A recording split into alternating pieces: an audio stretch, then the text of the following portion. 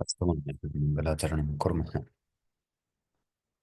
ॐ यस्य ज्ञानदया सिन्धोरगाधस्यानघावणोः सेव्यतामक्षयो धीराः सर्षिये चामृताय च।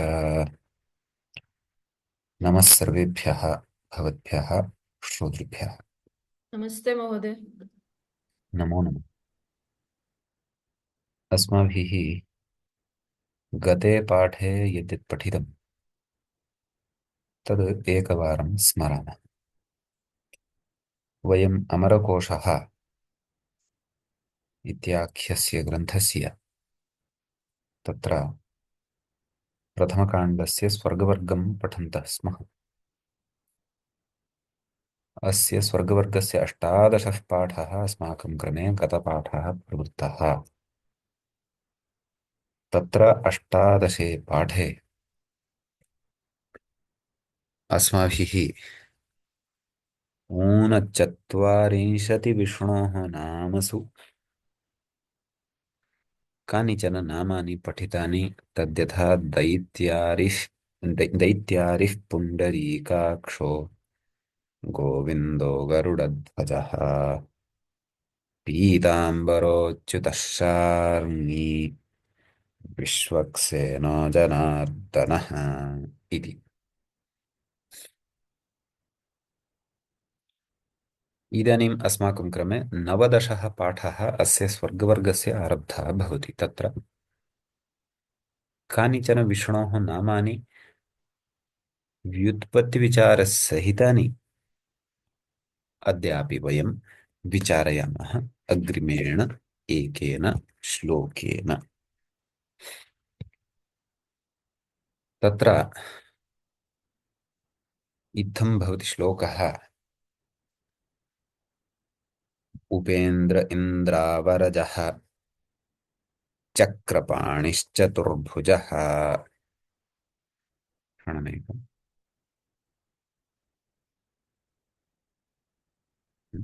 अस्तु, पुनः वदामि।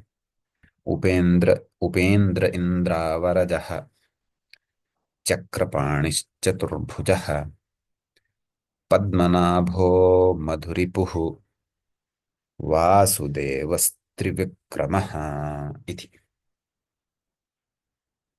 अत्र क्रमशः पदच्छेदं पश्यन्तु। उपेन्द्रः इत्येकं पदम्, इन्द्रावरजः इति द्वितीयं, चक्रपाणिः तृतीयं, चतुर्भुजः चतुर्थं, पद्मनाभः पञ्चमं, मधुरिपुः षष्ठं, वासुदेवः सप्तमं, त्रिविक्रमः नवमम्। नवनामानि अस्मिन् श्लोके वर्तन्ते। एवं क्रमशः अधुना एकैकस्य शब्दस्य व्युत्पत्तिविचारं वयं कुर्मः। अत्र अहं पुस्तकं दर्शयामि। एवं भवति पुस्तकम्। उपेन्द्रः तत्र लोपशाकल्यस्य इत्यस्य प्रवृत्या यकारलोपेन उपेन्द्र इति शब्दे विसर्गः न श्रूयमाणः अस्ति। अस्तु, तर्हि पश्यन्तु। गोविन्द अत्र पश्यन्तु। द्विधा अस्य व्युत्पत्तिः उच्यते। उपेन्द्रम् उपगतः, इन्द्रम् उपगतः अनुजत्वात् इति उपेन्द्रः। विष्णुः इन्द्रम् उपगतः नाम इन्द्रस्य समीपं गतः अथवा समीपं भवति। कुतः? अनुजत्वात् नाम इन्द्रः विष्णोः अनुजः इति। तत्र पौराणिकप्रसङ्गः कश्चन स्यात् द्रष्टव्यः। अतः इन्द्रम् उपगतः इति लौकिकः विग्रहः भवति। नाम लोके यः विग्रहः प्रचलति सः।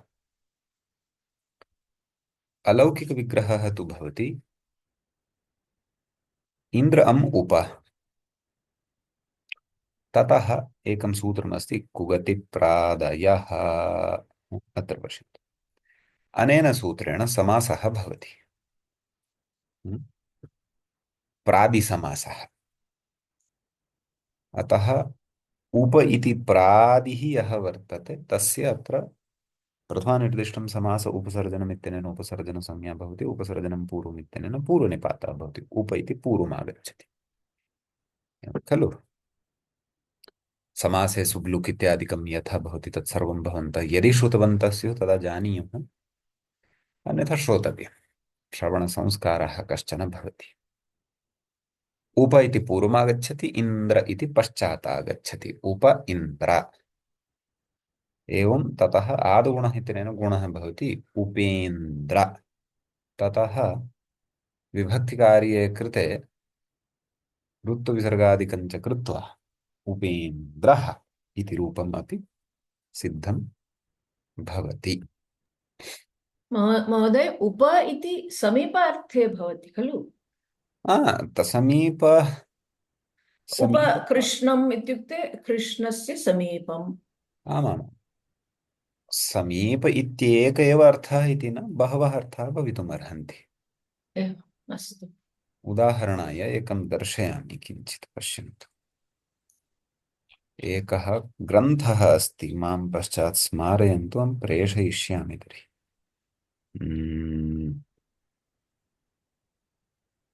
पुस्तकालये ई पुस्तकालयः अस्ति तत्र। अत्र अत्र अत्र अत्र अत्र अत्र कौमुदी न न एतत् अव्ययकोशः इति अस्ति। पश्यन्तु। श्रीमद्वत्साङ्काचार्यविरचितः, नाम रूपः एव ग्रन्थः, परन्तु अत्युपयोगि ग्रन्थः अस्ति। अत्र सर्वेषामपि अव्ययानाम् अर्थाः वाङ्मये यथा यथा व्यवहृताः सन्ति तेषाम् अत्र विवरणम् अस्ति। पश्यन्तु। अ आ इ ई उ उ प्रति गन्तव्यं खलु अस्माभिः। पश्यतु अत्र अ आ आ इ ई उ। एतत् अव्ययकोशः इति अस्ति खलु महोदय, ग्रूप् मध्ये प्रेषयितुं शक्नोति वा? तदेव प्रेषयिष्यामि। उत्तमं, धन्यवादः। उत कुचुकुतु उप उप उप उप उत उत उत उत उत उत उत। अत्र पश्यतु। उप उप उप अत्र आगतम्।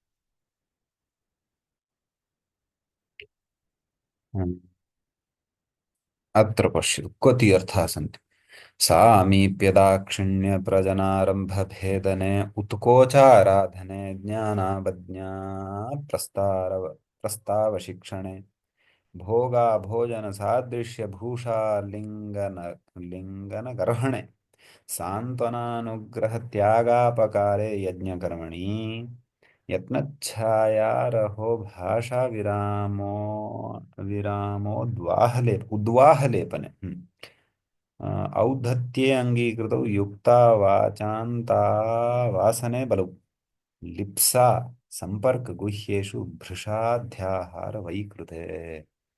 पश्यतु कति अर्थाः सन्ति। सामीप्यम् इति एकम् अर्थमस्ति यद्भवत्या उक्तं। तत्रैव रूपाणि उपढौकते, उपसर्पणम्, उपत्यका, उपकुम्भम्, उपसर्गः इत्यादि। दाक्षिण्यार्थे उपरुच्यते, प्रजने उपसर्या गौः। प्रजनम् अर्थात् जननं, गर्भग्रहणम्। आरम्भार्थे अस्ति उपक्रमः, भेदनार्थे अस्ति उपजापः उपजापः, ज्ञानार्थे पश्यतु उपलब्धिः, भोजनस्य त्यागार्थे अस्ति उपवासः, कुर्मः खलु उपवासं। कर्मार्थे अस्ति उपकरोति पशुं। प्रसिद्धमर्थं वदामि, पश्यतु। गुह्ये उपहरः, भृशे उपक्षीणः, एवं रीत्या तदेव। अतः प्रादयः एते अव्ययानि अपि भवन्ति। अतः तदर्थम् अव्ययकोशः अवलोक्यते चेत् इतोपि अस्माकं विविधाः हाँ अर्थाः ज्ञाताः भवन्ति। यद्यपि अव्ययकोशे एव न, सामान्यतया अन्य कल्पद्रुमादौ अन्यत्रापि अस्य विविधाः अर्थाः अस्माभिः द्रष्टुं शक्यन्ते, परन्तु अव्ययकोशग्रन्थस्य वैशिष्ट्यं नाम अत्र अत्यन्तं प्रसिद्धाः अर्थाः वाङ्मयव्यवहृताः प्रयोगसहिताः दर्शिताः वर्तन्ते इति विशेषः अस्ति। कल्पद्रुमे अपि पश्यामि चेत् तत्रापि बहवः अर्थाः सन्ति। अनुगतिः, पश्चाद्भावः, अनुकम्पा, आधिक्यम्, अत्ययः, भूषणं, निर्दर्शनम्, आश्चर्यं, दानं, मारणं, लिप्सा, उपालम्बनं, पूजा, उद्योगः इति शब्दकल्पद्रुमे अपि दृश्यते। वत्साङ्काचार्यस्य अव्ययकोशः यद्यपि शब्दकल्पद्रुमानन्तरं ग्रन्थः रचितः अस्ति, एकं सङ्कलनम् अस्ति तत्, परन्तु कोशेषु एते सर्वेपि अर्थाः लभ्यन्ते, अतः सामीप्यमेव न बहवः अर्थाः भवन्ति। सम्यक्। अस्तु महोदय। हा, तर्हि ततः एतदस्ति। तर्हि इन्द्रम् उपगतः अनुजत्वात्, नाम एषः मम अनुजः अस्ति, अस्तु इति कृत्वा तस्य समीपं गतः अथवा तस्य सविधे गतः, तत्र बहवः अर्थाः स्वीकर्तुं शक्यन्ते। अतः एषः उपेन्द्रः अस्ति। कः? विष्णुः इति। अतः कुगतिप्रादयः इत्यनेन प्रादिसमासः भवति इति अस्ति विशेषः। समीचीनम्। अस्तु, इदानीं वयम् अग्रिमं पदं पश्यामः। अग्रिमं पदं किम् आसीत्? पश्यन्तु। इन्द्रावरजः, द्वितीयं पदम् इन्द्रावरजः। एतद्विषये एव अस्माभिः हा, गते शब्दे इन्द्र इति शब्दः यद्यपि आगमिष्यति अग्रे, ईश्वरार्थे भवति, रा राजार्थे भवति, एतादृशः तत्र बहवः अर्थाः सन्ति, परन्तु तत्र इदि परमैश्वर्ये इति धातोः औणादिकः रन् प्रत्ययः भवति, धातोः नुमागमः भवति। रन् एतस्य र अवशिष्य इन्द्र इति शब्दः सिद्धः भवति। तद् अग्रे यदा आगमिष्यति कोशे मूले तत्र तदा इतोपि वयं विस्तरेण विचारयिष्यामः। अग्रे अत्र खण्डनमस्ति, तदन्त्यजन्नस्मि। अग्रे आगच्छन्तु। इन्द्रस्य अवरं जातः। इन्द्रावर, किं कः शब्दः? इन्द्रावरजः। क्षन्तव्य, इन्द्रावरज एव खलु? सत्यम्, इन्द्रावरजः। तर्हि अत्र कथं व्युत्पत्तिः उच्यमाना अस्ति? इन्द्रस्य अवरं जातः इति। अवरं नाम न्यूनः। अवरशब्दः कस्मिन् अर्थे प्रयुज्यते? न्यूनः, लघुः, वामनः, छोटा, जिसे हिंदी में हम कहते हैं स्मॉल। तर्हि नाम इन्द्रः तु तस्य अपेक्षया ज्येष्ठः दृश्यते, परन्तु सः तु लघु जातः, अवरः जातः। तर्हि तत्र पौराणिकम् ऐतिह्यं यदि पश्यामः तर्हि वामनावतारप्रसङ्गरूपेण एतद् वर्तते। कस्मिंश्चित् दृष्टान्ते तथा स्यात् न? इन्द्रापेक्षयापि सः वामनत्वं गतः इति, लघुत्वं गतः, तस्य लीलाविशेषं कुर्वन्। यद्यपि बलिराक्षसस्य पुरतः सः वामनावतारं धृत्वा आगतवान् आसीत्, स्यात् पुराणे अन्यापि कथा, तया कथया अत्र योजनीयम्। तत्र शब्दकल्पद्रुमकारः तु कथयति, इन्द्रस्य अवरजः वामनरूपेण जातः अनुजः, नाम इन्द्रस्य अनुजः एषः वामनरूपेण जातः। ओहो हा, तर्हि तु उपेन्द्र इत्यत्रापि सा एव कथा यदि गृह्यते, तर्हि विष्णोः अनुजः इन्द्रः न, इन्द्रस्य अनुजः विष्णुः इति वक्तव्यम्। इन्द्रम् उपगतः अनुजत्वात्। सम्यगेव, सम्यक्, तथैव तथैव अस्ति अस्य वाक्यस्य स एव अर्थः। कः? इन्द्रम् उपगतः अनुजत्वात्, अर्थात् एषः यः विष्णुः सः इन्द्रम् उपगतः। कथम्? अनुजत्वात्, नाम इन्द्रस्य अनुजः जातः। कदा? वामनरूपं यदा धृतवान् तदा। तदर्थं काचित् कथा स्यात् पुराणे द्रष्टव्या, भवतां कदाचित् संज्ञाने आगता स्यात् सा कथा, तर्हि भवताम् इतोपि अत्र स्पष्टः बोधः जातः स्यात्। परन्तु एवं कथा स्यात् इति व्युत्पत्त्या वयम् अत्र ऊहामहे, नाम एवम् ऊहां कुर्मः, तर्कं कुर्मः। अस्तु, इन्द्रस्य अवरं जातः, अत्रापि स एव विवक्षा अस्ति, यथा कल्पद्रुमे उक्तं खलु, इन्द्रस्य अवरजः अर्थात् वामनरूपेण अनुजः। तर्हि अत्र इन्द्र इति उपपदे सति जनी प्रादुर्भावे तस्य जन् अवशिष्यते, ईदित् अस्ति सः धातुः। अन्येष्वपि दृश्यते इति सूत्रेण डप् प्रत्ययः भवति। इन्द्र इन्द्र इन्द्रावर इन्द्रस्य अवरं जातः। इन्द्रावर उपपदे, कस्मिन् उपपदे? इन्द्रस्य अवरं जात इति विग्रहे इन्द्रस्य अवरम् आदौ अत्र षष्ठी समासः करणीयः। इन्द्रस्य अवरम् इन्द्रावरम्। ततः इन्द्रावर इति उपपदे सति जनधातोः डप् प्रत्ययः भवति। इन्द्रावर जन् ड इति स्थिते डप् प्रत्ययस्य अ अवशिष्यते, डकारस्य इति संज्ञा भवति। इन्द्रावर जन् अ। ततः टेः इति एकं सूत्रं भवति, तेन सूत्रेण जन् इत्यत्र विद्यमानस्य अन् इत्यस्य लोपः भवति। इन्द्रावर ज अ इन्द्रावरज विभक्तिकार्यं कुर्मः, इन्द्रावरजः इति रूपं सिद्धं भवति। षष्ठी तत्पुरुष गर्भ उपपद तत्पुरुष समासः अत्र वर्तते। मतलब कि यहाँ पर ऐसा उपपद समास है जिसके उपपद में भी षष्ठी तत्पुरुष समास है। अर्थात एक ही वाक्य में जहाँ बहुत से, एक ही पद में जहाँ बहुत से समास होते हैं, तत्र एवं शैली भवति वक्तुम्। कथं नाम षष्ठी तत्पुरुष गर्भ तत्पुरुष गर्भ षष्ठी तत्पुरुष गर्भोपपद तत्पुरुष, अर्थात ऐसा उपपद तत्पुरुष जिसके गर्भ में षष्ठी तत्पुरुष समास समाया हुआ है। अस्तु।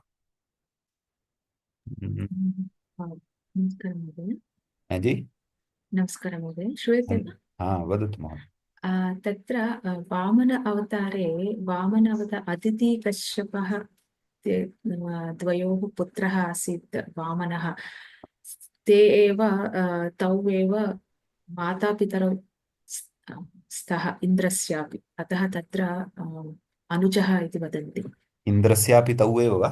हा हा, तत्र देवानां मातापितरौ तु अदितिकश्यपः एव स्तः। ते एव माता।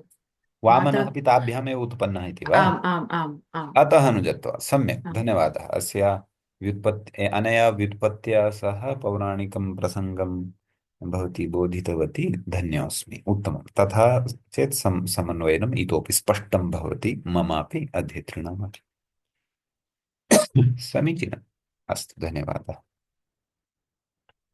अग्रे अस्ति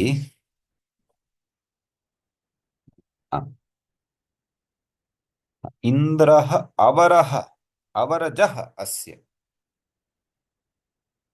एवमपि अत्र अन्यः प्रकारः उक्तः अस्ति। कस्य? इन्द्रावरजः। इन्द्रः अवरजः नाम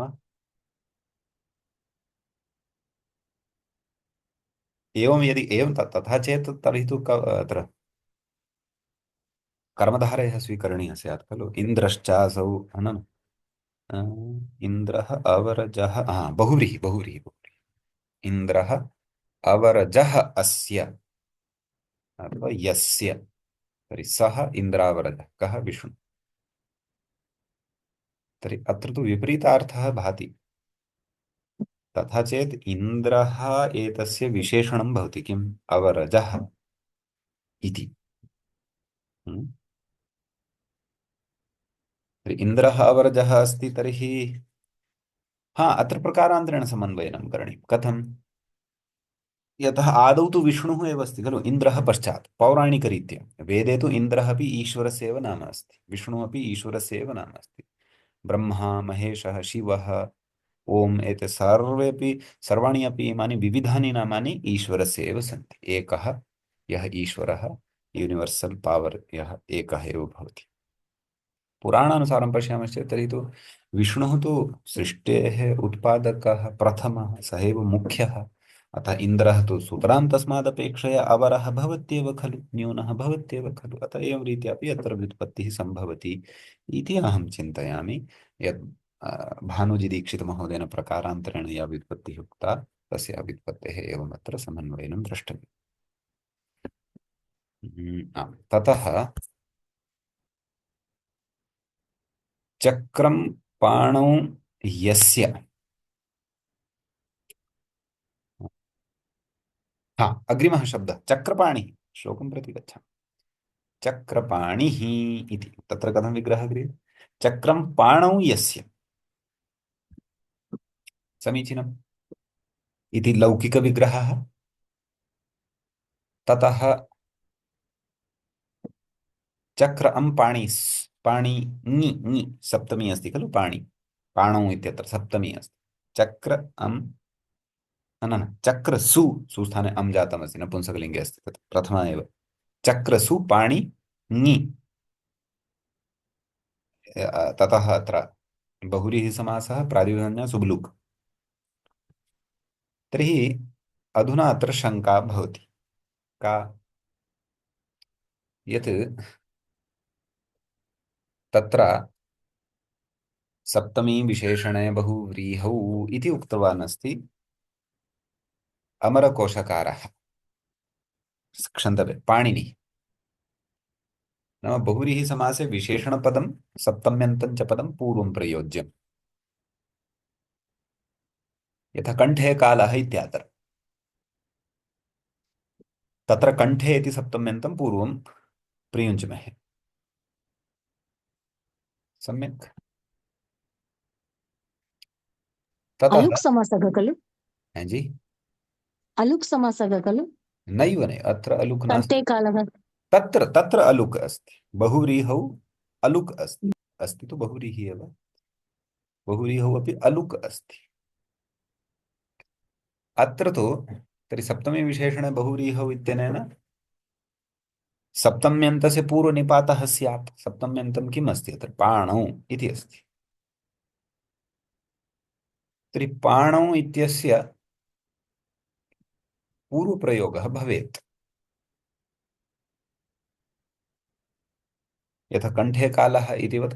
तर्हि पाणिचक्रः इति प्रयोगः स्यात् सप्तमी विशेषणे बहुव्रीहि, सप्तम्यन्तं विशेषणपदं च बहुव्रीहौ पूर्वं प्रयोज्यम् इति खलु उच्यते। तर्हि कथं चक्रपाणि इत्युच्यते? पाणिचक्रः इति खलु भवेत्।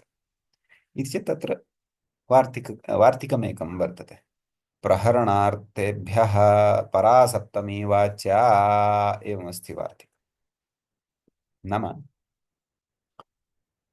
तत्र प्रहरणार्थाः सन्ति ये शब्दाः, तेभ्यः परतः एव सप्तम्यन्तस्य प्रयोगः करणीयः बहुव्रीहि समासे इति। सप्तमी विशेषणे बहुव्रीहौ इति सूत्रेण उक्तायाः पूर्वनिपातव्यवस्थायाः अपवादः एषः। अपवादव्यवस्था एतद् वार्तिकं भवति। प्रहरणार्थः कः शब्दः? अत्र चक्रं, चक्रेण प्रहारः अपि क्रियते। सुदर्शनचक्रम् अस्ति खलु तस्य हस्ते, अतः तर्हि प्रहरणार्थकः अस्ति अत्र चक्रशब्दः, तस्मात् परतः एव अत्र सप्तम्यन्तम् आगच्छति, तदेव वदति इति सप्तम्याः परत्वम्। अतः अत्र सप्तमी विशेषणे बहुव्रीहौ इत्यसौ यः नियमः उक्तः सूत्रेण, तस्यापि अयम् अपवादः, तस्यापि अत्र बाधः भवति। अतः चक्रशब्दः एव अत्र प्रहरणार्थवाचकः पूर्वं भवति। सप्तम्यन्तं पाणौ इति यदस्ति तत् परतः आगत्य तिष्ठति, तस्य मूलशब्दः पाणि इति भवति। अतः चक्रपाणि विभक्तिकार्यं कृतं चेत् चक्रपाणिः इति सिद्धं भवति। चक्रपाणिविजयम् इति एकं महाकाव्यमपि अस्ति, भट्टलक्ष्मीधरेण रचितं। मम शोधकार्यं तत्रैव अस्ति। यथा पञ्चसु महाकाव्येषु शब्दसाधुत्वमादाय एकः आन्ध्रदेशीयः प्रसिद्धः विद्वान्, समग्रे अपि संस्कृतजगति, समग्रे अपि विश्वस्मिन् प्रसिद्धः अस्ति सः विद्वान्। तस्य नाम भवति मल्लिनाथः। महाकाव्यानि अवगन्तव्यानि चेत् मल्लिनाथं विना अवगन्तुं न शक्यन्ते। तेन तत्र तत्र काव्यप्रयोगाणां साधुत्वप्रतिपादनं, विमर्शः व्याकरणदृष्ट्या कृतः अस्ति। तादृशं कार्यम् अहं चक्रपाणिविजयम् इति 20 सर्गोपेतं महाकाव्यमादाय कृतवान् अस्मि मम शोधग्रन्थे। अतः अद्य तस्य कार्यस्य अपि स्मरणं जातम्। यद्यपि अहं तु मल्लिनाथवत् न लिखितवान् अस्मि, प्रयासं कृतवान् अस्मि तावदेव। यतः कालिदासः यस्यां सभायाम् आसीत् राजकविः, राजा भोजराजस्य नवरत्नेषु अन्यतमः कालिदासः। तेषु एकः कवि एषः अपि आसीत् भट्टलक्ष्मीधरः। कालिदासवत् महतीं प्रसिद्धिं तु न प्राप्तवान्, परन्तु भोजराजसभायां सः कविः भवति स्म। तेन रचितं काव्यं, तत्र कार्यं केनापि न कृतम् आसीत् एतावता। तत्र अहं कार्यं कृतवान्, यदा PhD कार्यं कृतवान्। अस्तु, भवतु। तत्रापि एतादृश चक्रपाणेः विष्णोः एव प्रसङ्गः, पौराणिकप्रसङ्गः अस्ति तस्मिन् महाकाव्ये। अतः प्रसिद्धः आख्या एषा वर्तते चक्रपाणिमहोदयस्य। अस्तु, तर्हि एवं रीत्या उत्सर्गापवादव्यवस्था तु व्याकरणे भवत्येव, भवन्तः जानन्ति एव। अग्रिमशब्दः अस्ति चतुर्भुजः इति। तत्र उच्यते। महोदय, एकः प्रश्नः अस्ति, किञ्चित् आम् पृच्छामि वा? आं, वदन्तु। हा, तर्हि 10 वर्षेषु अहं वर्षेषु वर्षेषु तत्र भालचन्द्रः चन्द्रमौलिः इत्यस्य अन्वेषणं करोति अस्मि। आम् यतोहि भालचन्द्रः इत्यत्र सप्तमीविशेषेण बहुव्रीहौ इत्यनेन पूर्वनिपातः, परन्तु चन्द्रमौली इत्यत्र कथं मौली इति परनिपातः जातः इति मम बहु नाम प्रश्नः आसीत् तत्र। भाले तर्हि चन्द्रः अद्य यस्य सः भालचन्द्रः। अद्य अवगतम्, अनेन एव वार्तिकेन प्रायः परनिपातः अभवत् इति। न, तत्र चन्द्रमौलिः इत्यत्र प्रहरणार्थकः नास्ति खलु चन्द्रशब्दः। अस्तु, तर्हि केन भवती कस्मिन् भवती चन्द्रमौली इति विषये आमामामाम् चन्द्रः मौलौ हम्म, यस्य सः चन्द्रमौलिः इति खलु। आम्।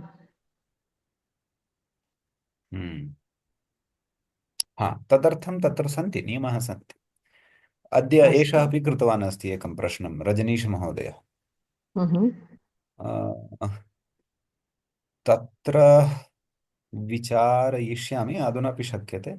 अस्यापि वार्तिकस्य अपवादः अस्ति अग्रे। ओ, एवं वा? प्रहरणार्थेभ्यः परा सप्तमी, अत्रापि अपवादः अस्ति। वाहिताग्निभ्यः इति अहिताग्निगणे पठिताः ये शब्दाः सन्ति तेषु अनियमः भवति।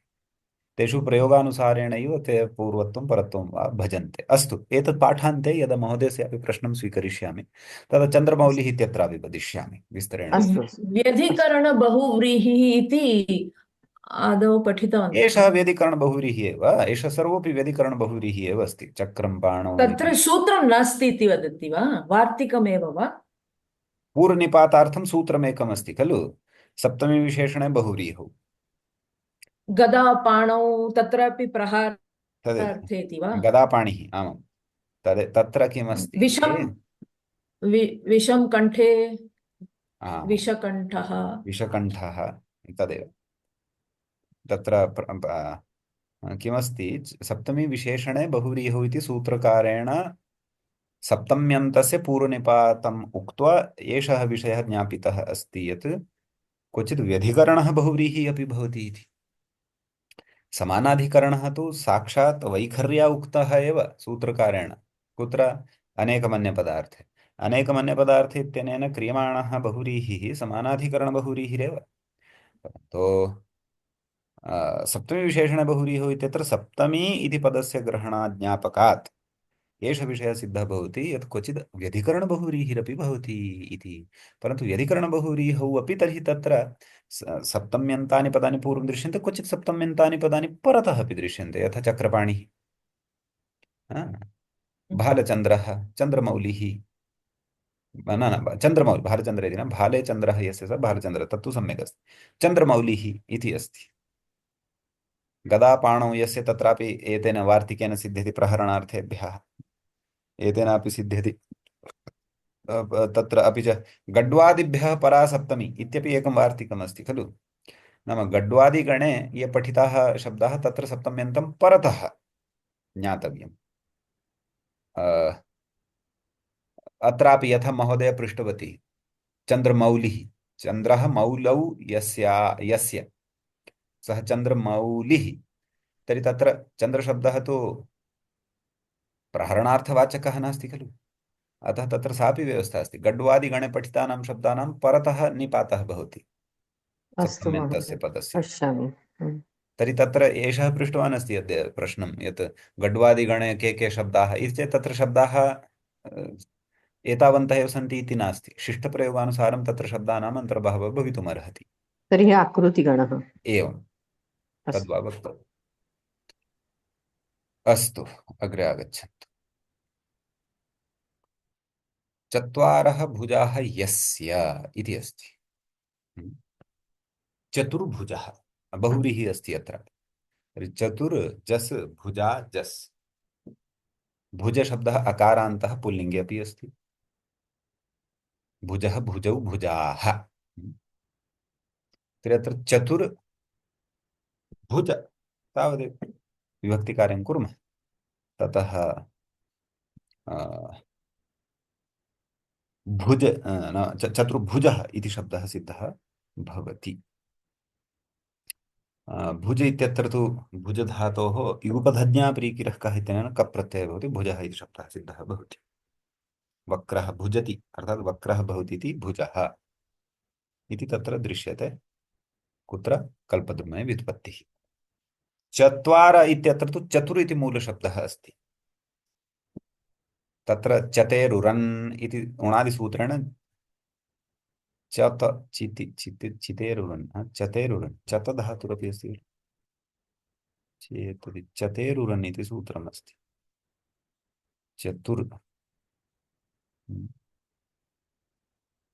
चतुर् चतुर् चतेरुरन् इति उणादिसूत्रं स्मरामि।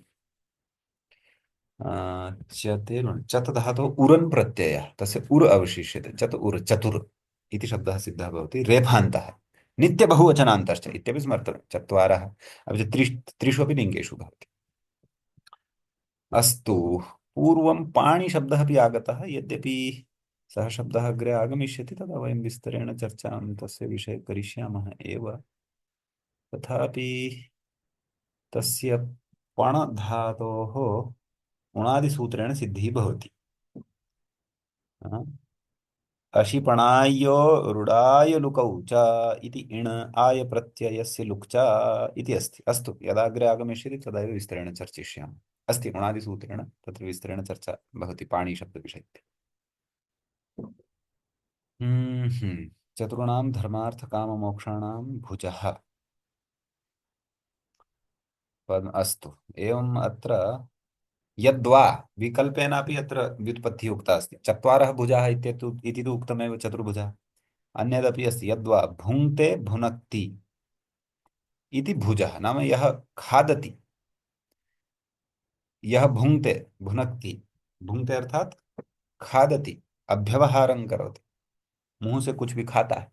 भुनक्ति अर्थात भोगम करोति, भोग करना और खाना, इन दोनों में फर्क है। भुज धातुः यदा आत्मनेपदी भवति तदा एव खाने के अर्थ में होती है। जब परस्मै पद होती है तो भोग करने के अर्थ में होती है।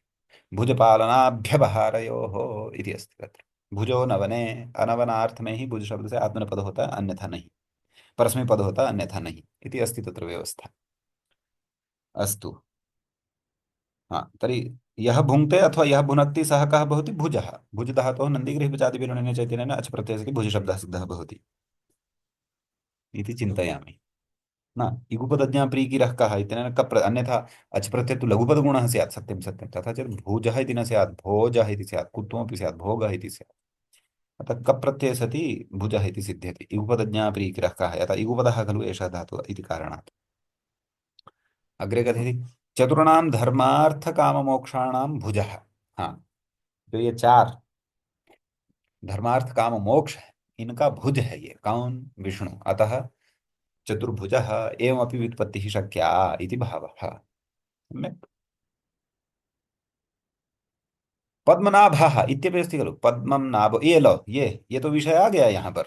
चंद्रमौली वाला विषय तो यहीं आ गया। अस्तु अस्तु। पद्मं नाभौ यस्य, तर्हि अत्र पद्मशब्दः तु प्रहरणार्थवाचकः नास्ति खलु। तर्हि अत्र तु प्रहरणार्थेभ्यः परा सप्तमी इति वक्तुं न शक्यते खलु। इति चेत् तत्र एकः गणः अस्ति, गड्वादिगणः। गड्वादित्वात् सप्तम्याः परनिपातः।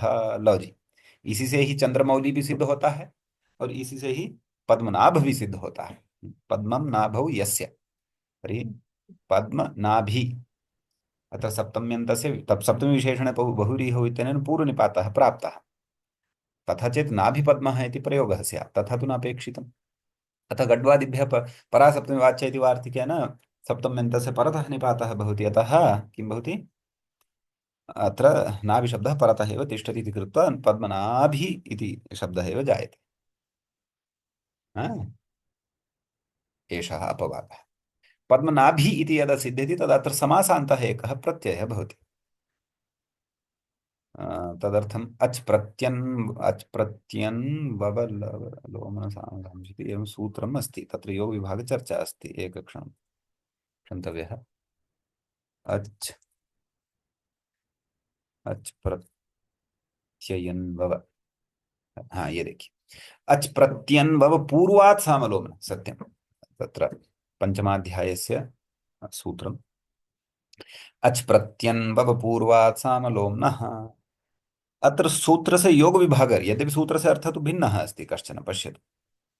प्रति अनु अव इत्येवं पूर्वात् सामान्यात् लोमान्तात् च समासात् अच् प्रत्यय भवति। इसके लिए तो लोमन शब्द भी चाहिए, और लोमन शब्द से पहले प्रति होना चाहिए, अथवा अनु होना चाहिए, अथवा अव होना चाहिए। फिर जाकर के प्रतिसामम, अनुसामम, अवसामम इत्यादि रूपाणि भविष्यन्ति। परन्तु अस्माकं तु अत्र लोमन शब्दस्य प्रसङ्गः नास्ति खलु। अत्र तु पद्मनाभि इति शब्दः अस्ति खलु। अतः अत्र काचित् युक्तिः प्रदर्श्यते। अच् प्रत्यन् ववलोमसामसु, समग्रं सूत्रं कथमासीत्, अच् प्रत्यन् वव पूर्वात् सामलोम्नः, अच् प्रत्यन् वव पूर्वात् सामलोम्नः इति सूत्रस्य योगविभागः करणीयः।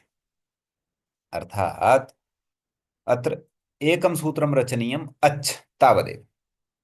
द्वितीयं सूत्रं भविष्यति प्रत्यन् वव पूर्वात् सामलोम्नः तावदेव। तर्हि अत्र प्रथमं यत् सूत्रम् उक्तम् अच्, तस्य कः अर्थः भविष्यति, समासान्तः अच् प्रत्ययः भवति इति एतावानेव अर्थः भविष्यति, तावदेव। फिर वो चाहे कोई भी समास हो, तत्र लोमन शब्दः अपेक्षितः एव इति अपेक्षा एव न भविष्यति। तदा तदा पद्मनाभि इति शब्दादपि अच् प्रत्ययः भविष्यति। हाँ, द्वितीयं यत् सूत्रं भविष्यति प्रत्यन्वव सामलोम पूर्वात् इत्यादि, प्रत्यन्वव पूर्वात् सामलोम्नः इत्यादि, तत्र तु लोमान्तात् शब्दात् अपि अच् प्रत्ययः भविष्यति। अतः अपेक्षितानि अन्यानि रूपाणि तु सन्ति।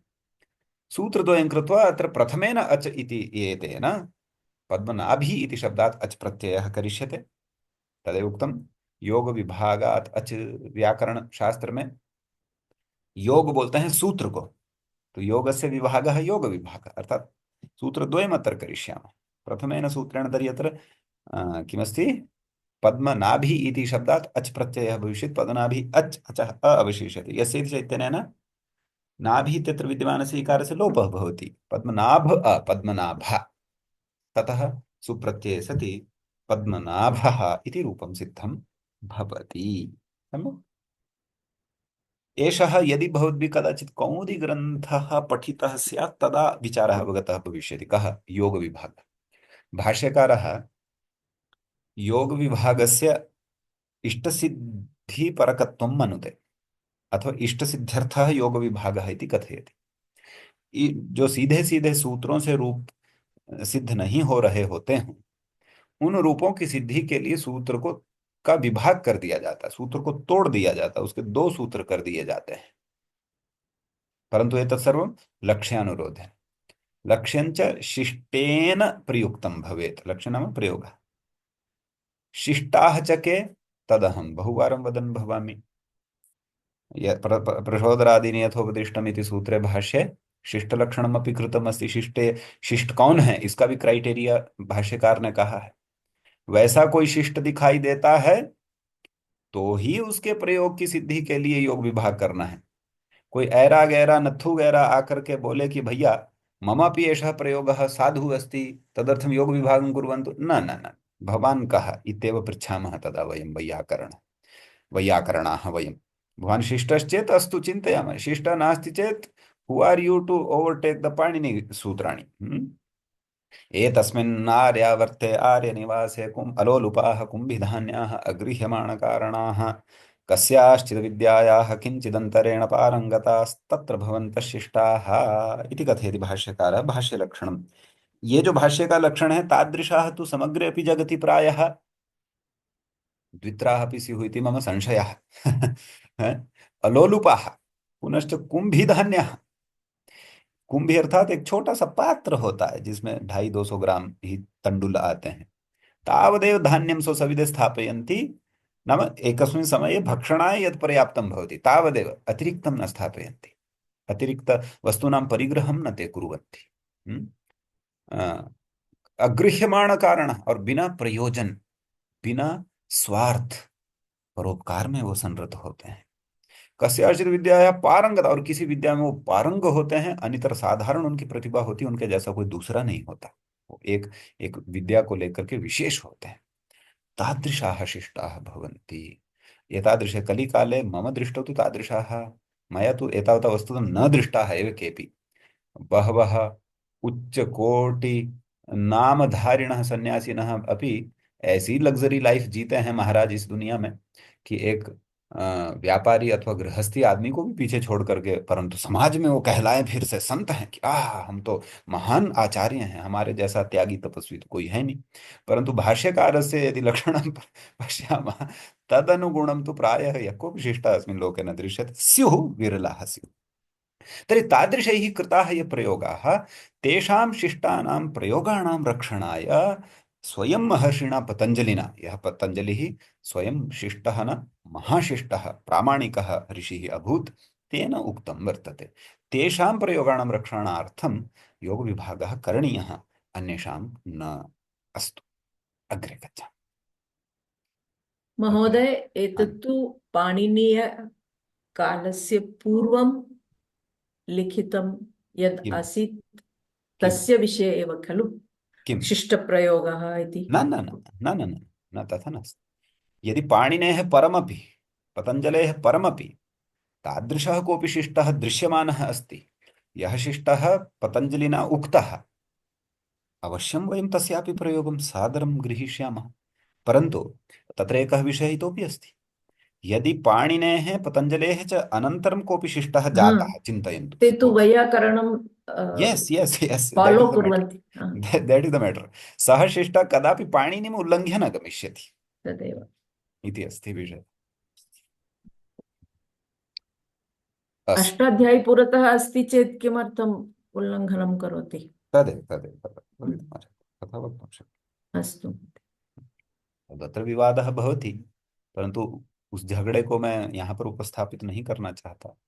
आलंकारिका भवन्ति, साहित्यिकाः बहवः पाणिनेः अनन्तरं जाताः सन्ति, अधुनापि सन्ति लोके तादृशाः। ते धैर्येण पाणिनिम् उल्लङ्घ्य गच्छन्ति। छंद की मर्यादा के लिए हम यहाँ पर परस्मै पद की जगह आत्मनेपद का प्रयोग करते हैं। ये हम कवि सामर्थ्य से करते हैं। अहं नाम न स्वीकर्तुम् इच्छामि अत्र, यतः एतत् रिकार्डिंग सर्वत्र प्रसरेत् भविष्यकाले। मञ्चात् लक्षिताः मया। अपि च तेषां निजीजीवनं वैयक्तिकं पश्यामः चेत् तेषां विषये तादृशमपि श्रूयते यत् कदापि श्रुतमेव न स्यात्। नाम शिष्टत्व, मम अभिप्रायः एषः एव, शिष्टत्वलक्षणं तेषां जीवने तिलमात्रमपि न भवति, तथापि ते धैर्येण वदन्ति ये मैं महान कवि हूँ, महान कवि होने के नाते मेरा अधिकार है कि यहाँ छंद की मर्यादा रक्षण रक्षण के लिए पाणिनीय परिधि का उल्लंघन करके आगे जाओ। तो तेभ्यो महद्भ्यो नमः। उनसे तो हमें झगड़ा नहीं करना, विवाद नहीं करना। ठीक है भैया, आप अपनी जगह शिष्ट रहें, चलो कोई बात नहीं है, आप अच्छा काव्य लिख रहे हैं, अच्छी बात है, परंतु वयं तु वैयाकरणाः पाणिनि परिधौ बद्धाः भवामः। क्वचित् अस्ति अपि यथा सन्धेः अभावः शिष्टत्वेन आश्रीयते। एवमेव छन्दोभङ्गः न भवेत्, तदर्थं कालिदासादिभिः महाकविभिः तथा पन्थाः आश्रीयते। क्वचित् ते कुर्वन्ति तथा, नाम यत्र समासः वाङ्मये कुत्रापि न दृश्यते तादृशमपि समासं करोति कालिदासः। यत्र धातोः प्रयोगः कुत्रापि न दृश्यते तादृशमपि करोति छन्दसः रक्षणार्थम्। तेषामेव अनुकरणम् आधुनिकाः केचन कवयः कुर्वन्ति, परन्तु ते वस्तुतः कालिदासादिसदृशाः शिष्टाः न सन्ति इति कथं ज्ञायते? तेषां व्यवहारं, तेषां जीवनवृत्तं दृष्ट्वा ज्ञायते। अस्तु, अत्र अधिकं न वदामि। अग्रे पद्मनाभः पद्मनाभः मधुरिपुः इति अस्ति अग्रे। एतत्तु सरलमेव अस्ति। कुत्र अत्र पश्य मधोः नाम मधु एक असुरः राक्षस तस्य रिपुः अर्थात शत्रुः अस्ति। यद्यपि विष्णुः तं शत्रुं न मन्येत, परन्तु सः तु विष्णुं शत्रुं मनुते एव खलु।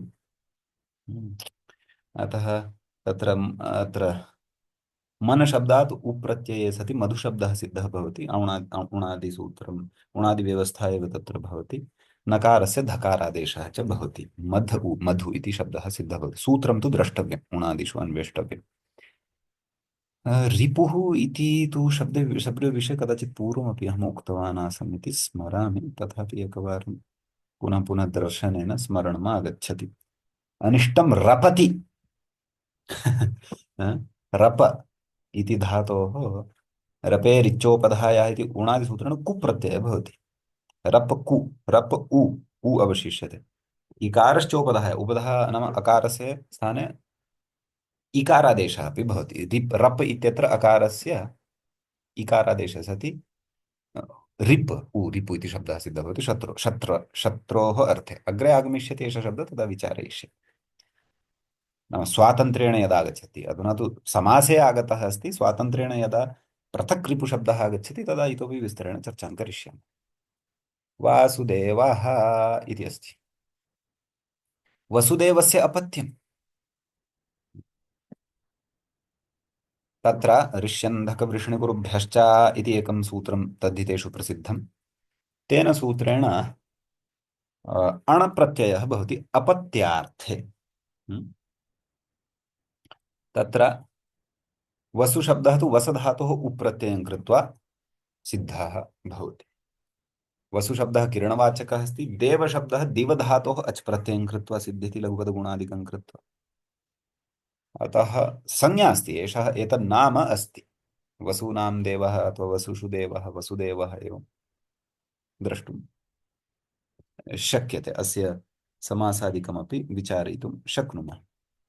वसुना धनेन दीव्यतीति वसुदेवः एवमत्र उपपदसमासः अपि दृश्यते। कुत्र? कल्पद्रुमे।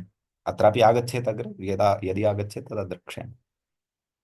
वसुदेवशब्दात् ऋष्यन्तकवृष्णिकुरुभ्यश्च इत्यनेन अण् प्रत्ययः भवति। वसुदेव अण् आदिवृद्धिः भवति। तद्धितेषु चामादे वासुदेव अलोपः भवति। वासुदेवः इति रूपं सिद्धं भवति।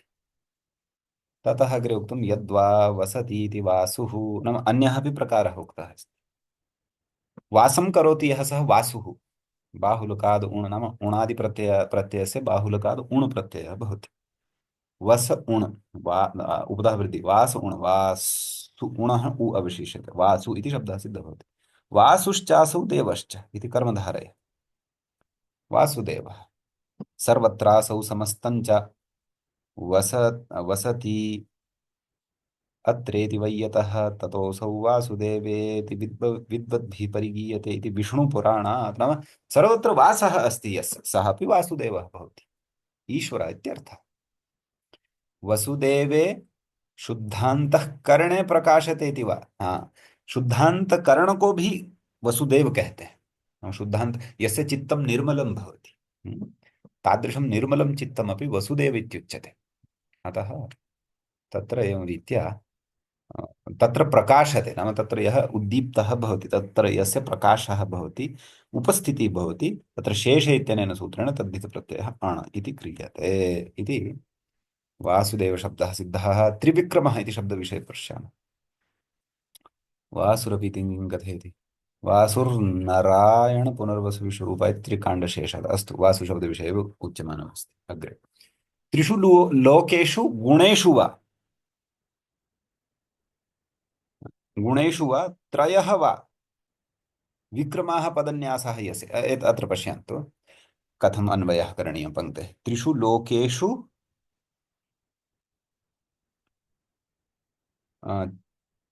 त्रिषु अर्थात लोकेषु, तीन जो लोक है, भू भुवः स्वः इत्यादयः, तेषु त्रिषु लोकेषु विक्रमाः यस्य। विक्रमः अर्थात पदन्यासाः, मतलब कि पादन्यास, मतलब कि जिसके पाद, जिसके चरण स्पर्श, अथवा लक्षणा से देखें तो जिसकी विद्यमानता तीनों लोकों में है, तादृशः त्रिविक्रमः भवति। त्रिषु गुणेषु अपि सः वर्तमानः। त्रयः गुणाः प्रसिद्धाः सन्ति, सत्त्वरजस्तमांसि। तेषु तस्य स्थितिः वर्तते, नाम सर्वव्यापकत्वम् अस्ति, तर्हि त्रिषु गुणेषु अपि सः अस्ति एव, अतः सः त्रिविक्रमः वर्तते। त्रयः वा अथवा त्रयः विक्रमाः यस्य, विक्रमः नाम विक्रमः इज इक्वल टू पादविन्यासः। त्रयः पादविन्यासः सन्ति यस्य, पादविन्यासः नाम पाँव को आगे रखते हैं ना, कदम उठाना, कदम उठा करके चलना जो हम कहते हैं, तत्। यथा वामनः आसीत्, एकं पादं स्थापितवान्, पृथ्वीं परिमापितवान्, द्वितीयं पादं स्थापितवान्, आकाशं मापितवान्, तृतीयं वद अधुना कुत्र स्थापयामि बले, अतः सः स्वकीयं शिरः एव पुरतः कृतवान्। इदानीं मम शिरः एव अवशिष्टम्, अन्यत् तु स्थानं न पश्यामि। एवमपि प्रसिद्धिरस्ति। अतः त्रयः वा विक्रमाः यस्य। वि उपसर्गपूर्वात् क्रमधातोः अच् प्रत्ययं कृत्वा विक्रमशब्दः अपि सिद्धः भवति। तत्र एवं रीत्या त्रिविक्रमः, तर्हि बहुव्रीहिरेव अत्र, त्रयः विक्रमाः यस्य, तत्रापि बहुव्रीहिरेव आश्रीयते। अतः एवं रीत्या अत्र त्रिविक्रमशब्दः विष्णोः अर्थे यः प्रयुक्तः वर्तते तस्य विषये अत्र अवगन्तव्यं भवति। आम्, तर्हि अद्यतनपाठे तु एतावान् विषयाः पर्याप्ताः इति चिन्तयामि।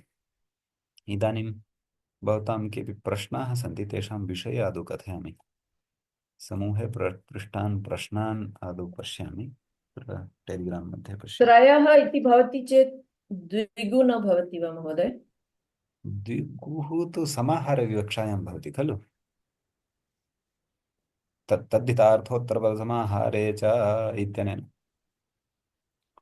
लोकः, त्रयः, त्रयः लोकाः, त्रयाणां लोकानां समाहारः त्रिलोकी, पञ्चानां त्रिलोकी पात्राणां समाहारः पञ्चपात्रम्। अत्र एवं समाहारविवक्षा न कृता अस्ति खलु। नास्ति। हा, हा, अस्तु। हा।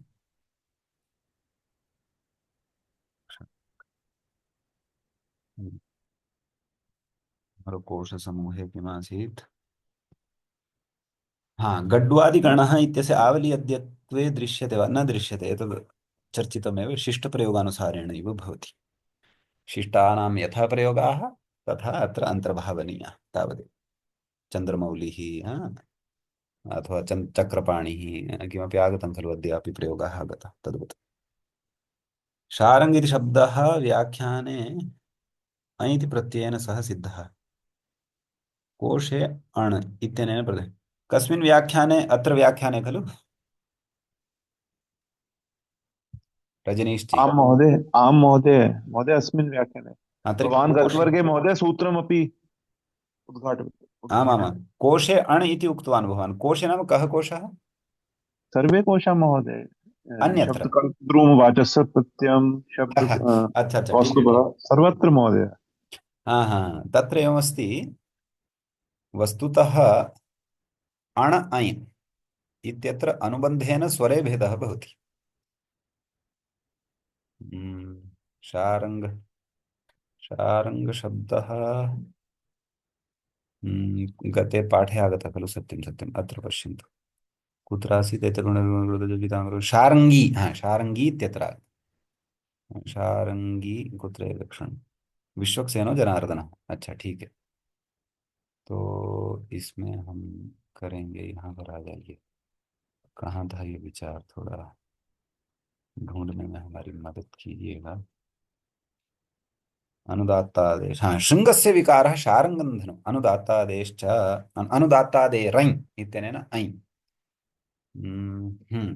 अत्र एवं भवति, यदि ञकारः अस्ति खलु, तर्हि अत्र नित्यादिर्नित्यम् इति अनेन सूत्रेण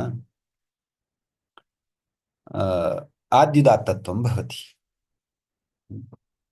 अतः शारङ्ग इति शब्दे आद्युदात्तत्वविवक्षया एतेन व्याख्यात्रा उक्तं स्यात्। आद्युदात्तत्वं न विवक्षितं स्यात् अन्येषां कोशकाराणाम्, अतः तैः अण् प्रत्ययः उक्तः स्यात्।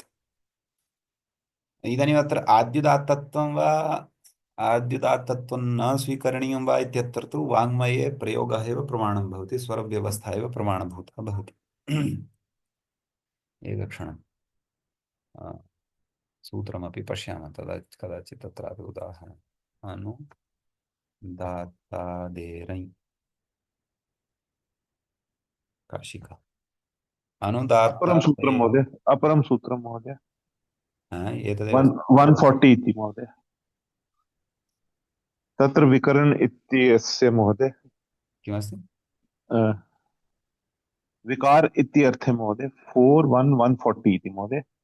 द्वितीयं सूत्रं महोदय। सूत्रं वदतु, सूत्रं किम्? महोदय भवान् इदानीमेव लिखितवान् न महोदय? अहं तु अनुदात्तादेरै इति लिखितवान्, न पश्यतु। महोदय, महोदय अन्य अपि सूत्रमस्ति किम् अस्ति येन तत्? ऐ महोदय पुनः पुनः टङ्कनं करोतु अनुदात्ते। अच्छा, किमस्ति? न न न महोदय, सम्पूर्ण टङ्कनं करोतु।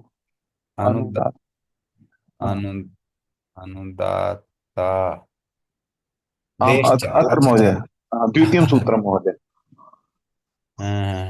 अच्छा, एतेन वा अनुदा आमाम् अनुदात्तादि प्रातिपदिक ऐ प्रत्ययः भवति विकारावयवयोः अर्थयोः अणोपवादः। अच्छा अच्छा, सम्यक् तर्हि तु एतेन सम्यक् एव लिखितं। तर्हि अनुदात्तादेश्च सम्यक् सम्यक्, अनुदात्तादेरै इति न, अनुदात्तादेश्च इत्येव इत्येव ऐ भवति। हा, विकारः इत्यर्थे, सम्यक् सम्यक्। तर्हि गते पाठे मया सम्यक् न उक्तम्, अनुदात्तादेरै इति न, अनुदात्तादेश्च इत्येव। तर्हि ऐ प्रत्ययः भवति विकारावयवः। हा, तर्हि शृङ्गस्य विकारः इति। अच्छा, इदानीं भवान् अण् प्रत्ययं यत्र कोशे दृष्टवान्, तत्र व्युत्पत्तिः कथं दृष्टा भवता? शृङ्गस्य विकारः इति व्युत्पत्तिः दृष्टा वा?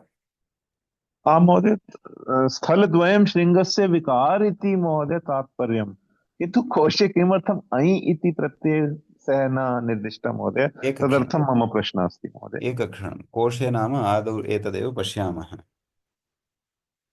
शब्दकल्पद्रुमम् अहमपि पश्यामि। शारङ्गं शृङ्ग अण्, शृङ्गस्य विकारः। तर्हि तु एतत् सम्यक् न स्यात् इति भाति। वाचस्पत्ये कथमस्ति?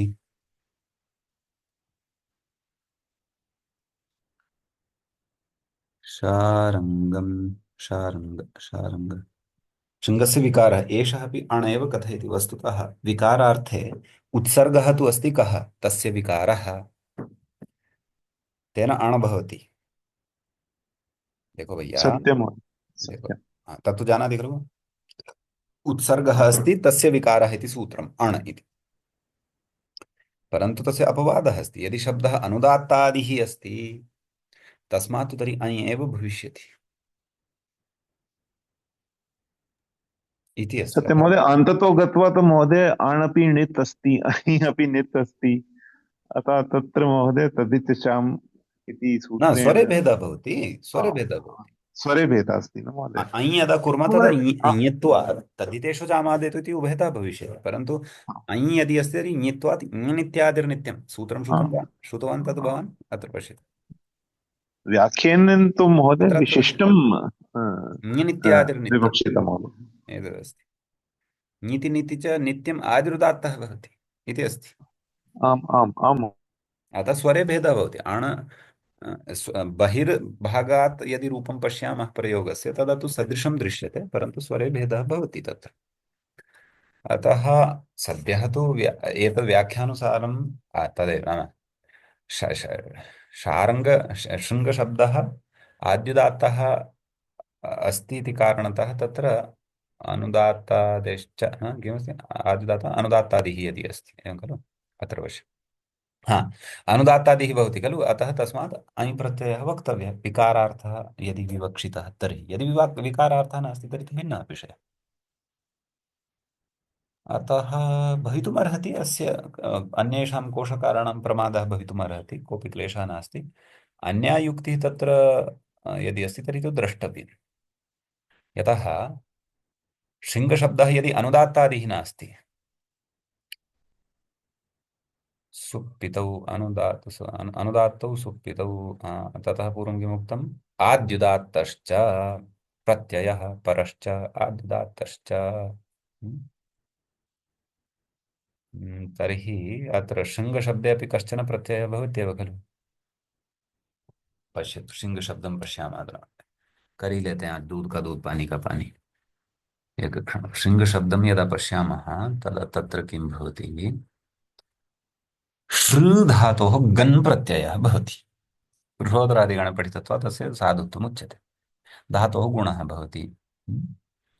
तर्हि गन् कश्चन प्रत्ययः अस्ति खलु। तर्हि प्रत्ययः परश्च आद्युदात्तस्य, तस्य आद्युदात्तत्वं भवति।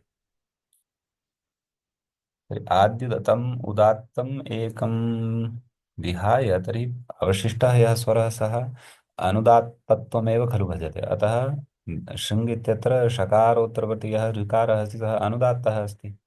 अनुदात्तः अस्ति चेत् शृङ्गशब्दः अनुदात्तादिः सम्पन्नः भवति। अनुदात्तादिः यदि सम्पन्नः तर्हि अनुदात्तादेश्च इत्यनेन सूत्रेण अणः अपवादः ऐ भवेदेव खलु। ऐ यदि जातः तर्हि अयः ङित्वात् ङित्यादिर्नित्यम् इत्यनेन सूत्रेण पुनः तत्र गत्वा अन्ततः आदिरुदात्तता शब्दस्य भवेदेव इति वस्तुतः सम्यगेव लिखितवान् अस्ति भानुजी दीक्षित महोदय इति अहं चिन्तयामि। अन्येषां कोशकाराणां सङ्गतिः तु चिन्तनीया अलम् अनेन विचारेण। अस्तु, अग्रे किं पृष्टवान् भवान्?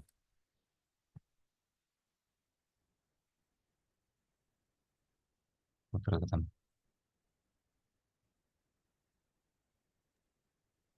महोदय गतवर्गे अच्युत इति शब्दस्य विषये भवान् उक्तवान् आसीत् कः महोदय। शब्दः? अच्युत, हा, तस्मिन् विषये भगवान् उक्तवान् महोदय तत्पुरुष विग्रह न अस्ति च्युतम् हा। अर्थ प्रत्यय सम्यक् पुनः अविद्यमानं च्युतम् इति बहुव्रीहो अपि अर्थ प्रत्यय सम्यक्। महोदय अर्थ प्रत्यय इति को अर्थः? अत्प्रत्यय अर्थपरतया अच्छा अच्छा अच्छा, अर्थपरतया। अर्थपरः नाम तादृश अर्थस्य तत्र विद्यमानता अस्ति। अर्थः परः नाम एषः अर्थः तत्र परशब्दः अत्र सिद्धान्तार्थे स्वीकृतः वर्तते, अथवा उत्तमार्थे अपि स्वीकर्तुं शक्यते, अथवा इदमित्थम् एवमेव। अर्थः परः, निर्णयार्थे अपि परशब्दः प्रयुज्यते। अर्थः परः यस्य नाम एवं रीत्या एतादृशः अर्थः अत्र निर्णीतः वर्तते। एतादृश अर्थपरः परस्य भावः अर्थपरता, तया अर्थपरतया इति एवं रीत्या तत्र सङ्गतिः भवति। परशब्दः अनेकार्थकः। अस्तु केवलं अस्तु परशब्दस्य in the right side of any word स एव अर्थः न, बहवः अर्थाः भवन्ति। सामान्य सीधी सी भाषा में बोलूं तो अर्थपरतया अर्थात इस अर्थ को लेकर के भी ऐसा कहा जा सकता है इति विवक्षा हिंदी में यदि वदामि। अस्तु ततः महोदय एक एक अन्य प्रश्न अपि अस्ति महोदय। महोदय गतवर्गे महोदय गोविंद इति शब्दस्य विषय महोदय तत्र गो योग विद तद अनन्तरं महोदय श प्रत्ययः विहितः महोदय। श इति महोदय शीत्कारणात् सार्वधातुकम् अस्ति महोदय। हाँ, तत्र तस्य अनन्तरं तुदादिभ्यः श इत्यनेन श विकरण प्रत्यय मध्ये पतति। सत्यं भवति भवति तुदादिभ्यः तेन कारणेन महोदय शेमुचादीनाम् इति सूत्रे नुम् आगमिष्यति महोदय। शे मुचादिनामिति नुमागमः भवति, सत्यं। तर्हि महोदय तर्हि गोविंद एकम् अकारः अस्ति श विकरणस्य, अपरम् अकारः अस्ति श कृत् प्रत्ययस्य। सत्यं तर्हि महोदय पररूपं पररूपम् अतो गुणे इति पररूपं पररूपं गोविंद भवति। इति सिद्ध्यति सत्यं महोदय। सत्यं पररूपं भवति। मया गतपाठे तत्सर्वं लाघवेन उक्तं स्यात्, न उक्तं स्यात्, परन्तु न वस्तुतः न क्रियाक्रमः एषः एव। अस्तु अस्तु इत्युक्ते महोदय महोदय तुदादिव्य श इति सूत्रं केवल तिङन्त प्रत्यय साधनार्थं न। नैव नैव तथा नास्ति खलु इदानीं तथा नास्ति। तत्र तुदादिभ्यः शः तुदादि कर्तृर्थे सार्वधातुके परे शपं प्रबाध्य श इति भवति इति खलु। आमां महोदय। तो कर्तृर्थ अत्रापि सार अत्रापि कर्तृर्थके एव महोदय श इति हाँ कृत् तदेव प्रत्यय। कर्तृर्थ सार्वधातुके यहाँ पर श किन्तु प्रत्यय है ना। किन्तु अत्र अत्र गो इति उपपदेन सह। उपपदे सति विन्द धातोः शप् प्रत्ययः भवति। हाँ विद धातु व्यवहारेषु विद। विन्देः उपसङ्ख्यानं कस्य हाँ उपसङ्ख्यानं शप् प्रत्ययस्य उपसङ्ख्यानम् इति भावः। उपसंख्या उपसंख्या। सम्यक् सम्यक् अस्तु। भवता सम्यक् विचारितमस्ति। हाँ, अस्तु अस्तु महोदय धन्यवादः महोदय बहवः धन्यवादः। एकं भवतः प्रश्नः इतोपि अवशिष्टः विश्वक्सेनः अत्र कुत्वं हाँ पदान्ते उत झलि परे विश्वक् इति एकः शब्दः साधितः खलु एकं पदं साधितं खलु विश्वच् इति सेना इति अपरं शब्दमस्ति अतः पदान्तत्वात् अत्र भवितुमर्हति कुत्वम् यद्यपि समासे तु झलपरकत्वम् अस्ति एव सेना इत्यस्य सकारः अस्ति परन्तु प्रत्ययलोपे प्रत्ययलक्षणेन इत्यनेन अन्तर्वर्तिनीं विभक्तिम् आश्रित्य सूयः लुप्तः तम् आश्रित्य पदान्तत्वादपि कुत्वं भवितुमर्हति। अस्तु तो इत्युक्ते महोदय अन्ततो गत्वा अत्र महोदय यद्यपि यद्यपि अत्र यः शब्द सिद्धः सा महोदय क्विन् प्रत्ययान्त। हाँ अतः अतः महोदय अत्र नुम् आगमनः आगमिष्यति महोदय कुत्र कुत्र अस्मिन् शब्दे यथा यथा महोदय अत्र नुमागमः शब्द कस्य इति वदतु आदौ। महोदय अत्र अत्र प्रक्रिया कथं भवति विश्वक् इति विश्वक् इति महोदय विषु अत्र विषु अस्ति अञ्चति इति आसीत् खलु। अंचति उगित अचाम सर्वनाम स्थाने इति सूत्रेण महोदय सु इति प्रथमविभक्तौ एकवचने तत्र नुमागमनः आगमिष्यति महोदय यथा प्रच् इति प्राङ् इति अन्ततो गत्वा प्राप्नोति। अत्र विश्वाङ् न महोदय सिद्ध्यति विश्वक् सिद्ध्यति विश्वक् विश्वक् विश्वक् प्रथमाविभक्तौ इत्यपि एकवचने। न न तत्र पुल्लिङ्गे स्यात् नाम अत्र महोदय पुल्लिङ्ग् इति विषयः आगमिष्यति न महोदय सूत्रेण समासे महोदय समानाधिकरणे सेना इति शब्देन विश्वच् इति पुल्लिङ्ग् शब्द प्राप्नोति न महोदय। न परन्तु पुल्लिङ्गः अस्ति चेदपि विशूचि इति आसीत् खलु विशूचि सेना यस्य इति खलु विग्रहः आसीत्। विशूचि सेना तो महोदय लौकिक विग्रहः अस्ति। अस्तु ततः विशूचि इति यदा स्वीकुर्मः तदा विशूचि एतस्य स्त्रियाः पुंवद्भाषे पुंसकादनौ समानाधिकरणे प्रियापूर्णे प्रियादिषु तेन पुंवद्भावः भवति। पुंवद्भावः यदा भवति तदा पुंसि अपि यद्रूपं भवति तस्य मूलशब्दः स्वीक्रियते।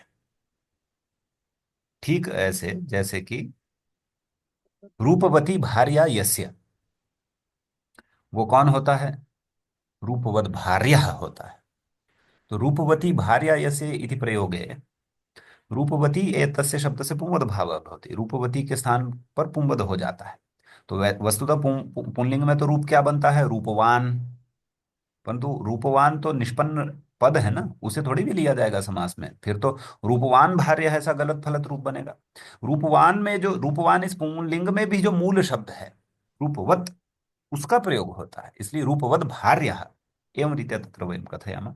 एवमेव अस्तु नुमागमः अत्र यदि निष्पन्ने रूपे अस्ति अपि विश्वं विश्वं इति अस्ति यदि विश्वं इति निष्पन्नं यद् रूपम् अस्ति सम्यक् तत्तु पुल्लिङ्गे निष्पन्नं रूपं परन्तु यदा पुंवद्भावं स्वीकुर्मः तत्रापि तस्य मूलशब्दः स्वीकृतः भवति यः च अस्ति विश्वच् इति अतः तेन सह तत्र समासः भवति इति पुंवद्भावगतव्यवस्था अवगन्तव्या भवति। अस्तु यतोहि महोदय अस्य कृते एकं सूत्रम् अस्ति महोदय शत्रुकर्णे एति संज्ञायां एति संज्ञायाम् अगात् महोदय तत्र अस्य एव उदाहरणं दत्तं महोदय किमर्थम् अत्र सेन् इति शत्वं न भवितुम् अर्हति। सत्यम् तत्र महोदय लिखितम् अगाध इति किं विश्वक् सेन् तदर्थं महोदय मया प्रश्नः पृष्टः महोदय। इत्युक्ते अत्र यदि विश्वक् अस्ति तत्र अत्र विश्वग् इति न स्वीकर्तव्यम्। हम्म। एवं महोदय? न न न शत्व भवान् शत्वं किमर्थं मध्ये आनीतवान्? अधुना भवतः शङ्का का अस्ति? महोदय अत्र सूत्रम् अस्ति शत्प्रकरणे एति संज्ञायां गात्। हम्म। तत्र महोदय सूत्रं किम् उच्यते महोदय? एति इत्युक्ते एकार परस्य सप्तमी अस्ति। हाँ, एकार परस्य महोदय सकाराशत्वं न प्राप्नोति इत्युक्ते अत्र महोदय विश्वक्सेन इति शब्दे पूर्वनिमित्तं मूर्धन्यषकारः अस्ति, मध्ये अट् प्रत्ययः अगात् इति स्तवः। किम्? एकक्षणम्। एकारस्य एकारपरस्य सकारस्य मूर्धन्यादेशः भवति इणकोः उत्तरस्य अगकारात् अगकारात् परस्य संज्ञायां विषये। हाँ, अगकार अगात्, गकारः नापेक्षितः इति। अगात् किम्? अगकारात् किम्? विश्वक्सेन। कौमुदी अपि महोदय, काशिका अपि अन्तिमं पङ्क्ति एवमेव महोदय। विश्व एकक्षणम्। एकारपरस्य सकारस्य विश्वक्सेनः, हाँ, सेन में है एकारः सकारात् परतः, मूर्धन्यादेशः भवति इणकोः उत्तरस्य। हाँ, कवर्गः कः अस्ति? ककारः, तस्मात् परतः अस्ति एव एषः। अगकारात् परस्य नाम कवर्गे अपि सः गकारः न स्यात्, अतः संज्ञायां विषये इति। तर्हि अत्र विश्वग् इति, हाँ, विश्वग् इति भवति खलु, जष्ट्वेन तत्र गकारः लभ्यते आदौ। आम् आम् महोदय। स च कवर्गस्थः अस्ति। कवर्गस्थः अस्ति इति कारणात् तस्मात् कवर्गस्थात् गकारात् परतः अपि सेन शब्दे सकारस्य स्थाने शकारः न भवेत्, अतः अगात् इति उक्तम्। सम्यक्। पश्चात् समासं यदा कुर्मः तदा गकारस्य तत्र सन्धिकार्यं कृत्वा ककारः आगच्छति। ककारात् पूर्वम् अस्ति सः गकारः एव, अतः तस्य निषेधः भवति। हाँ, अधुना वदतु भवान् किं वक्तुम् इच्छति? तदर्थमेव महोदय अत्र महोदय समस्तपदं प्राप्नोति विश्वक् योगसेन। भवान् उक्तवान् महोदय अत्र यः विश्वक् अस्ति सः महोदय यः सुप् धातु प्रतिपदिकयो इति सूत्रेण यः लुक् प्राप्नोति अतः पदत्वं प्राप्नोति, तेन कारणेन अत्र चोकु इत्यनेन चकार ककारे परिणम्यते। एवं न महोदय? एवं न महोदय? अतः अत्र महोदय तेन कारणेन एव अत्र गकारा न अस्ति, तेन कारणेन एव अत्र सेन शेन न भवति मूर्धन्यषकारेण सह। आमाम्। अस्तु महोदय। एतदेव खलु भवता विवक्षितम्? विश्वक् सेन महोदय अत्र अत्र दलकृत्यं कृतं काशिकाकारेण अगाध इति किम् इत्युक्ते विश्वक् सेन इति शब्द अस्ति, अत्र गकारा न अस्ति, अतः तेन कारणेन सकारा शकारे न परिणम्यते। एवं न महोदय? सत्यं सत्यं तथैव। अस्तु अस्तु महोदय। महोदय गकार इति कश्चित् विशेष अस्ति महोदय, तत्र नत्वोपकरणम् अपि यदि संज्ञा अस्ति तत्रापि गकार रहित पदेन इत्येव नकारः प्राप्नोति। तत्र तु भिन्ना व्यवस्था अस्ति खलु, तदस्ति खलु पूर्वसंज्ञायाम् अगात्। तत्रापि अगात् उच्यते न महोदय? शूर्पणखः इत्यादिकम् इत्यादि। आम् आम् महोदय, आम् महोदय, आम् महोदय। अगात् अगात् तथा तथा अस्ति। अस्तु महोदय, धन्यवादः महोदय। अस्तु। हाँ, अन्यः प्रश्नः कोऽपि मान्यः? अस्तु तर्हि मङ्गलाचरणं कुर्मः। यस्य ज्ञानदया सिन्धोरगाधस्यानभावनाः सेव्यतामक्षयो धीरा सश्रिये चामृताय च। एवञ्च अमरकोशः इत्याख्यस्य ग्रन्थस्य अस्माकं क्रमे एषः प्रथमकाण्डस्य स्वर्गवर्गस्य नवदशः पाठः खलु अथवा अष्टादशः? नवदश। नवदश महोदय। नवदशः पाठः सम्पन्नतां गतः। अग्रिमे पाठे अग्रिमं श्लोकमादाय पुनः उपस्थितः भविष्यति। नमः।